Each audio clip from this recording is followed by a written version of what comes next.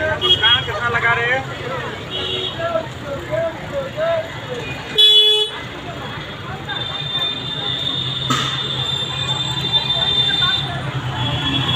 দেখতে পাচ্ছ আমি কোথায় চলে এসেছি,